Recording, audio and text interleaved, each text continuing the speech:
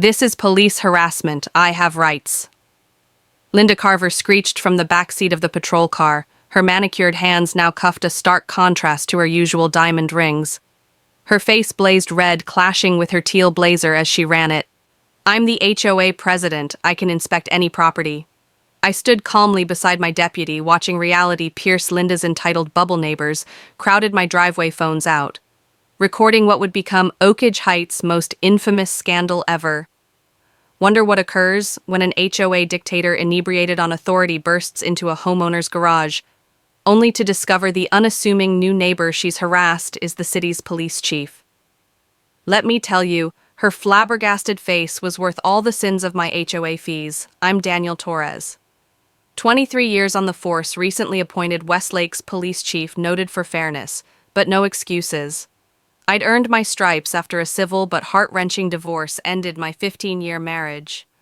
I yearned for a fresh start, which took me to a cozy 3-bedroom in Oakage Heights, an upscale enclave with excellent schools, low crime, and I'd later discover a strangling HOA. I opted for a peaceful cul-de-sac on Laurel Lane for privacy essential, after years in the public eye and media whirl for my promotion post-divorce. I needed simplicity, not Chief Torres, but Daniel. A man rebuilding during a stressful job, I did not reveal my profession low-key. Not because of secrecy, but familiarity.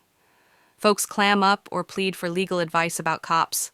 My real estate person and banker did, but I kept my police van in the garage, changed uniforms for jeans first, before going home 3 days after taking up residence.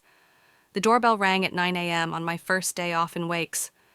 There stood Linda Carver, early 60s, auburn hair razor sharp, wearing a teal blazer and gold chain. She fingered sizing me up with cold blue eyes. Linda Carver, Oakage Heights, HOA president, she said, offering a hand. Welcome, I shook it. Daniel Torres. Thanks. She presented me with a leather folder embossed with the HOA logo. You're welcome. Package guidelines, events, contacts. Appreciate it. I said my realtor spoke of the HOA. We're more than active, she responded. Smile brittle. Our standards bring a 32% property value boost, while others languish. Compliance is non-negotiable.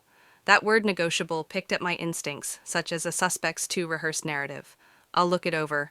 I guaranteed her, tugged out a notebook. We've documented problems. Your blinds are ivory-colored. Not approved ivory. Your mailbox is missing brass numbers. Your recycling bin was 3 inches too close to the trash. I blinked. You measured my bins. 6-inch distance, guarantees street aesthetics. Her page 37. She recited as if speaking gospel. My cop instincts yelled trouble. Linda was a storm brewing weeks, dropped a deluge of violations. Notes under my door, emailed with urgent flags. Grass 0.25 inches too long. Improper host storage, non-approved welcome mat. Blinds not at 45 degrees. As chief, I was neck deep in a trafficking case. No time for petty battles. I fixed reasonable issues, ignored nonsense, and settled in my plan. Comply selectively. Stay polite. Worked until a certified letter from Linda demanded a Tuesday 2 p.m. compliance inspection of my home's interior and exterior, expecting full access. I dug through the HOA rules. External inspections permitted visible portions, but interior access, no provision. This was a power grab, preying on ignorance. I called her Oakage Heights, HOA president, Carver. Speaking, Miss Carver. Daniel Torres, 47, Laurel Lane, regarding your inspection letter Tuesday, 2 p.m. Convenient, I'm not available and I won't permit interior access. A pause, then ICE inspections are required. Rules permit external checks, not interior invasions, which break state law. Another pause, then condescension. I assure you as president, we have authority if you've nothing to hide. Why object? It's about privacy, guarded by law and your rules. Her voice chilled. Non-compliance attracts $100 daily fines and causes, I know it's enforceable. MS Carver. I'll permit outside inspections, but reference. Cite the bylaw for interior access. Respect. Teeth-grinding silence. This behavior ruptures harmony the board will know of. Hear about this. Please, let's talk more HOA scope versus rights. She hung up that night. My neighbor, Ryan Ellis, a technologist who'd invited me with no hidden agendas, Flagged me down, heads up the HOA queens after you, he whispered Linda. I presumed she scheduled an emergency meeting, marked you as a problem tenant, requiring intensified measures. She's brutal last year. She had the oak of the Lopez family removed on vacation because it was too tall. It wasn't they've moved out. That's destruction of property, I said. Ryan shrugged. Everybody knows no evidence Home Minutes forgot the vote as a cop. This riot of abuse, but there was no proof. It was hearsay. I thanked Ryan and scanned my security system standard for a chief with enemies. 3 days later, budget meeting interrupted by a garage motion alert. My phone indicated Linda inside opening cabinets taking pictures. I excused myself and called Deputy Chief Maria Vega. Maria, someone's in my garage. What units now? No sirens, stage nearby, meet me in 10. I drove home in uniform. No time to change. Maria pulled up as neighbors gawked. Surprised by my badge break-in still within, I said professional. Despite the crowd stand behind me, we rolled up the garage door and there Linda phone and clipboard clutched frozen.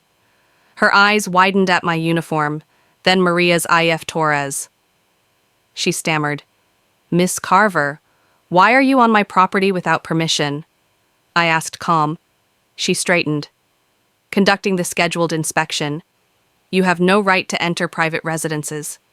I use the master key to board members have access for inspections, she said. Maria's brow shot up. Master keys to residences, exterior points for emergencies. Linda hedged. I pulled my notebook. Did I allow entry today? I sent notification. Did I allow it? No. But did I refuse interior access last week? Her face reamed. You were out of compliance. You photographed my property. Why? To document infractions. Cabinet color, improper fluids. Section 124. I cut in firmer. You're trespassing. Possibly breaking and entering criminal trespass invasion of privacy by master key. Against my refusal could violate fiduciary duty. Her jaw dropped. This is ridiculous. I'm HOA president, that's not a legal title. Authorizing home entry, even I require warrant. I pointed to the camera, all recorded reality. Hit, her bravado crumbled. We'll go on at the station. I told Deputy Vega we'll take your statement. You're arresting me, she shrieked. Voice piercing, we're investigating a break and you admitted to. Linda demanded. Her lawyer threatened to call the mayor me a pointer and claimed HOAs had special status. Maria Mirandized her professionally. I stepped back to avoid biased claims as Linda was cuffed. Neighbors showed relief. An elderly woman gave Maria a thumbs up. Ryan grinned. A family set up chairs, like it was a show. Linda's reign was despised in the patrol car. She ranted about her authority. HOA Treasurer Lisa Monroe went to Chief Torres. The board never voted keys or interior inspections. Judith acted alone, handing out keys without votes. Some question earlier entries and established. Until now, I'd like board minutes on key policy. I said there aren't any.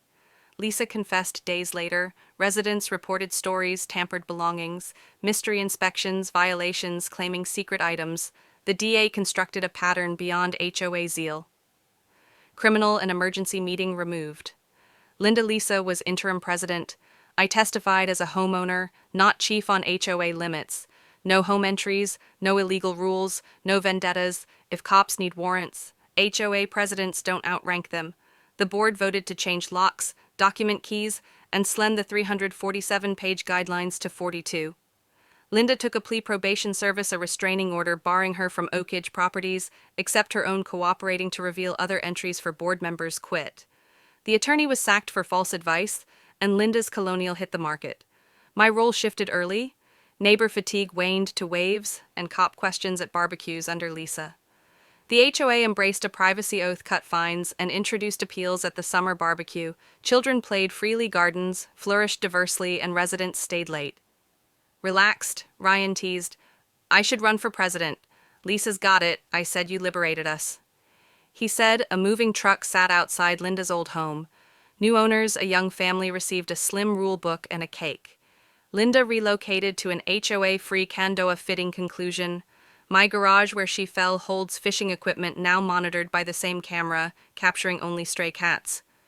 Her horrified expression when she saw my badge lingers, a reminder that unchecked authority corrupts. Oakage instructed my officers' power without control, creates abuse.